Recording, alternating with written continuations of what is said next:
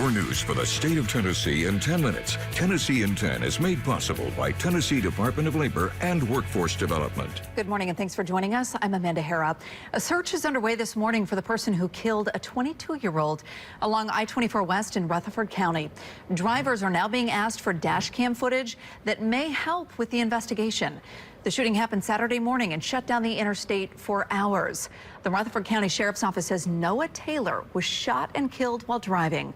Law enforcement wants any video from I-840 to the Bell Road exit on 24 between 7 and 8 in the morning. That's a little bit wild to me for people to wake up that angry. I mean, I know our traffic can drive you crazy, but it's never driven me to the point where I wanted to pull out a gun. Noah's family is offering a $2,000 reward for information. They've set up a GoFundMe to help pay for funeral expenses. In Chattanooga, a high school reunion ended with panic. Police say an argument led to a shooting that sent 4 people to the hospital. Witnesses say people, including children, were running and diving for cover. One man says he and other graduates helped one of the victims. After I heard the gunfire cease, and I saw a girl on the ground, and I ran straight to her. They covered all the bullet wounds, kept her from bleeding out, and I covered the sun off her face and made sure I hit her hand and made sure she was okay. Well, police are still looking for the people responsible for the shooting. The Robertson County Sheriff's Office has no foul play is suspected in the death of a former Ridgetop mayor. Smoky Bar News reports Clayton Bollinger was found dead inside of his Goodlettsville home after his friend made the discovery on Wednesday. Bollinger was elected mayor in 2020, but voluntarily resigned 2 years later after he was arrested on domestic-related charges. One person is dead after an underground incident at a mine in Newmarket. That's in East Tennessee.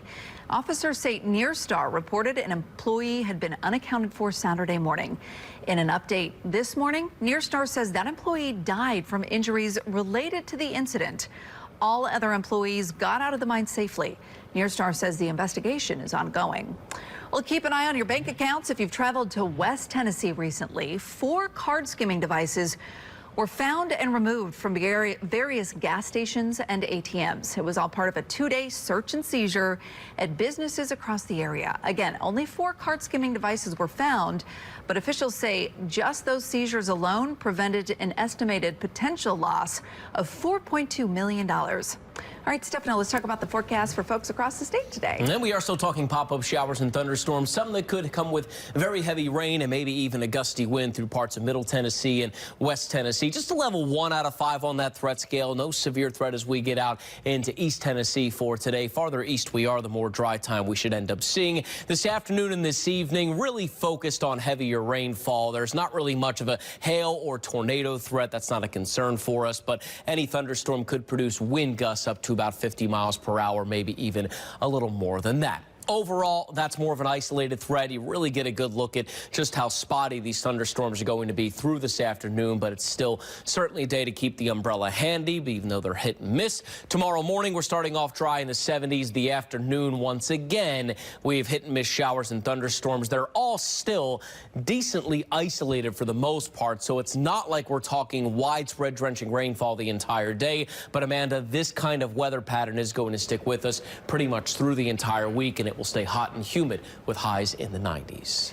A Tennessee chef has the chance to receive a top honor from Hard Rock Cafe, the world's best burger.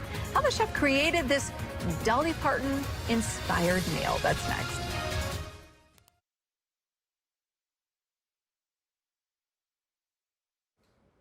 The oldest living Tuskegee Airman celebrated his 105th birthday over the weekend. Sergeant Thomas Franklin Vaughns served in both World War II and the Korean War, and later advised former President Bill Clinton on agricultural issues. The former president sent a formal letter of tribute in recognition of Vaughns' lifelong service to one of the world's top Tuskegee Airmen biographers. The letter was read at Vaughns' birthday celebration in Memphis. The Hard Rock Cafe in East Tennessee could soon have the world's best burger. The Appalachian Smash Burger is served up at the Hard Rock Cafe in Pigeon Forge.